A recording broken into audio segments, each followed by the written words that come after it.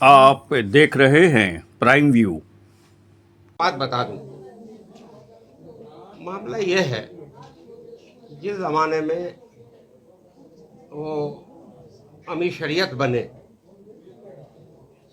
जनाब फैसल रहमानी साहब जब बने, तो हम लोगों को ये कहा गया कि आलिम है, और ये उनकी तरफ से खबर आई कि हमारी शहरियत यहाँ की है और मैं अब रेगुलर रहूँगा। लेकिन आहिस्ता आहिस्ता चलकर ये बात सही साबित नहीं हुई।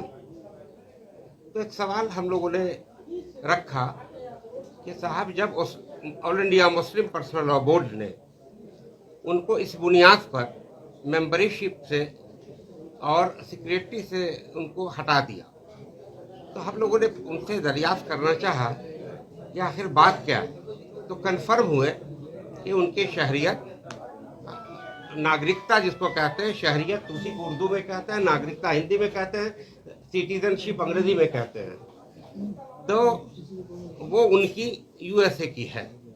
और मेरे पास सबूत भी है उसका कि यूएसए की है, इस पर भी है। तो हम लोगों ने कहा कि ऐसे मुतनाज़ा लोगों को नहीं रहना चाहिए, जो डिस्प्यूटेड हो उनको कम से कम इस जगह पर नहीं रहना चाहिए जिस तरह मुस्लिम पर्सनल लॉ बोर्ड से हटाया गया। अगर वो साबित करते हैं कि हमारी शहरियत यहाँ की है, हम ये सवाल करते रहे, लेकिन वो साबित नहीं कर सके। दूसरा मामला यह आया, एक बार मेरे पास आए, हमने पूछा कि एयर में ये बात आ रही है कि आपका जो बैतुल-माल है वो बिल्कुल खाली हो रहा है, करोड़ों करोड़ रहा करता था, अब लाखों में भी नहीं रहता है।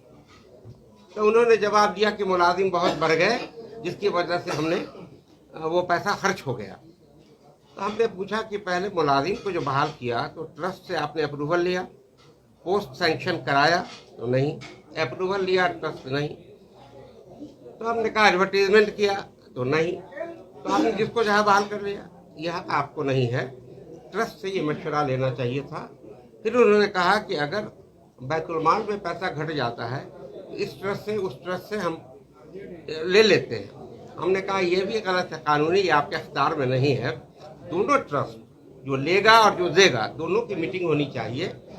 ये सब बातें होती रही, लेकिन और वो आलिम भी नहीं है जो दस्तूर में है कि आलिम होना चाहिए। तो ये तीन बात वो आज तक साबित नहीं कर सके, और हमने हमेशा ये बात रखी, लेकिन इसका सही कंक्रीट जवाब नहीं दे रहे थे, बल्कि कुछ लोगों से वहाँ पर अंगुशतुमाई करते रहे कि अपना दामन देखें। तो भाई, जो सवाल है उसका जवाब दीजिए ना, कि आप किसी पर उंगली उठाइए, तो ये गलत है।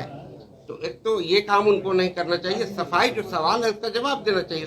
उनको शहरियत का ये साबित करना चाहिए कि हमें हिंदुस्तान की शहरियत हमारी है, सिटीजनशिप हमारी यहाँ की है, हम आलिम हैं, ये उनको साबित करना चाहिए। और ये साबित करना चाहिए कि आप गलत बोल रहे हैं, गलत हम पर लोग इल्ज़ाम लगा रहे हैं, हमारे पास ऑलरेडी इतना पैसा, इतना रुपया करोड़ में जमा है, ये नहीं करके अदरवाइज सवालात कर रहे हैं। ये तो बड़ा गलत है, लोगों को भ्रमित कर रहे हैं वो।